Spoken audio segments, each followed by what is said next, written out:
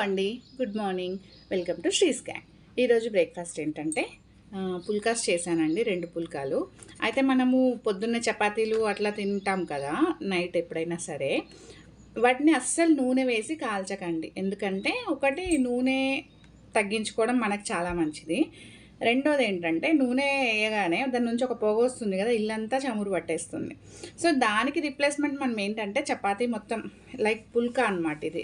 పుల్కాకి ఎట్లా తీసుకోవాలంటే పిండి, పూరి సైజు పిండి తీసుకోవాలండి. దాన్ని ఇట్లా పలచగా చేసుకుంటే బావుంటదనమాట.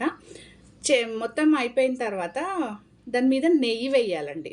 నెయ్యి వేసి ఒకదాని మీద ఒకటి పెట్టేసామనుకోండి, జస్ట్ చిటికెడు సరిపోతుంది, ఎక్కువ అవసరం లేదు.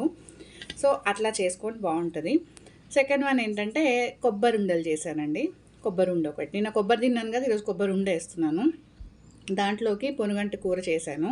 అయితే ఇవాళ ఏంటంటే నిమ్మకాయ గనక రోజు ఒక హాఫ్ నిమ్మకాయ మనం తినే కర్రీలో గానీ, ఎట్లా అయినా సరే మనం గనక నిమ్మకాయ అనేది మనం లోపలికి పంపించగలిగితే మనలో ఇమ్యూనిటీ పవర్ చాలా పెరుగుతుందంట అండి.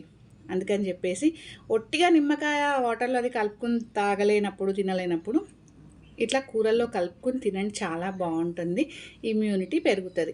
మనకి రోగాలొచ్చిన తర్వాత హాస్పిటల్‌కి పరిగెత్తడం కన్నా, అవి రాకముందు కొంచెం ఇట్లాంటివి చేస్తే మనం హెల్త్ గురించి ఆలోచించిన వాళ్ళమై ఉంటాము.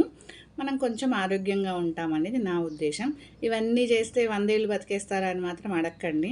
ఉన్నన్ని రోజులు ఆరోగ్యంగా ఉండడం కోసం మాత్రమే. ఓకేనా?